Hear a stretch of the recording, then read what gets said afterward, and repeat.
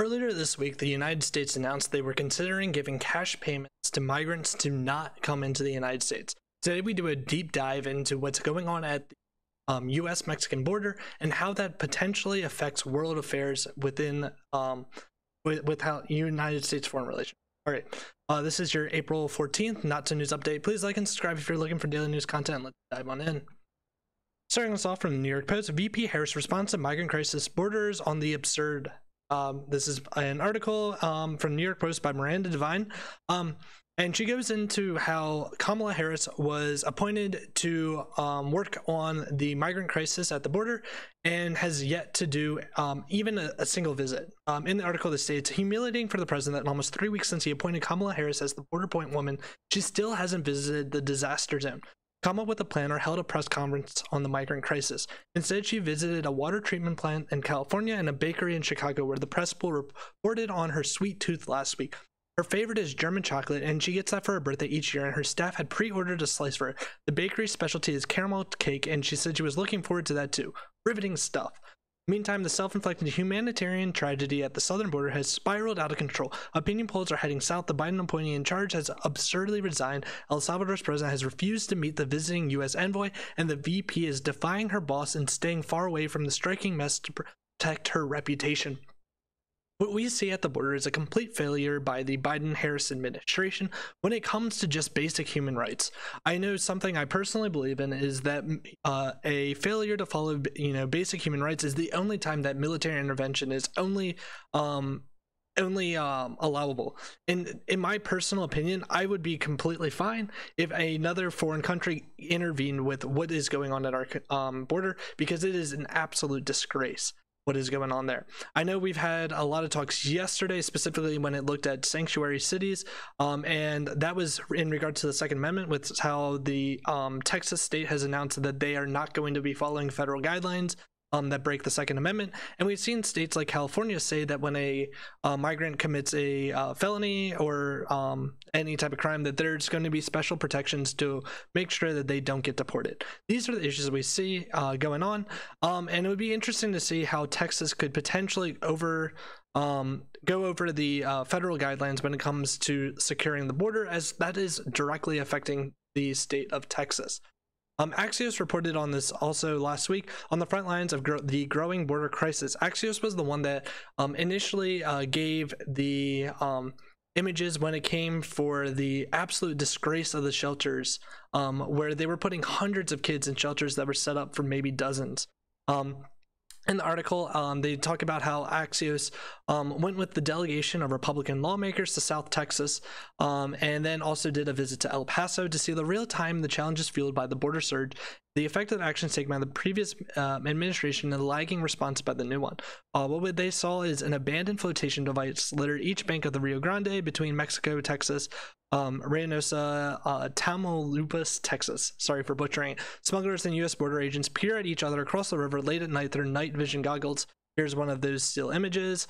Just down the road, hundreds of recently arrived migrants and children sit in the dirt at a makeshift processing center under the Anzalduas International Bridge in McAllen, Texas.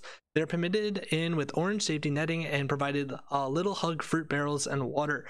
On a hot afternoon in El Paso, migrant adults and families are marched in single file back across the bridge into Mexico, expelled without a chance for asylum under the Trump-era order kept in place by President Biden.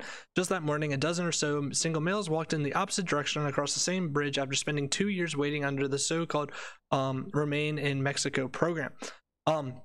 Specifically, what we see is just a complete lack of coverage when it comes to mainstream news, when it comes to the migrant crisis. I haven't seen anything lately coming from CNN, MSNBC, NBC, ABC.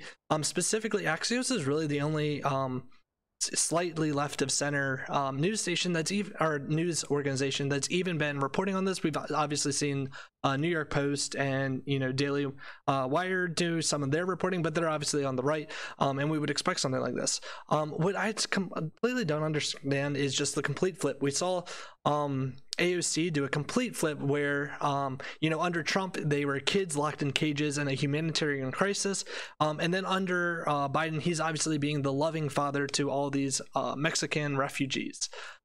Finally, we look at Reuters. Exclusive-U.S. considering cash payments to Central Americans to stem migration. This is the eventual result of what's going on at the border. From Reuters, the United States is considering a conditional cash transfer program to help address economic woes that lead migrants from certain Central American countries to trek north, as well as sending COVID-19 vaccines to these countries, a senior White House official told Reuters on Friday.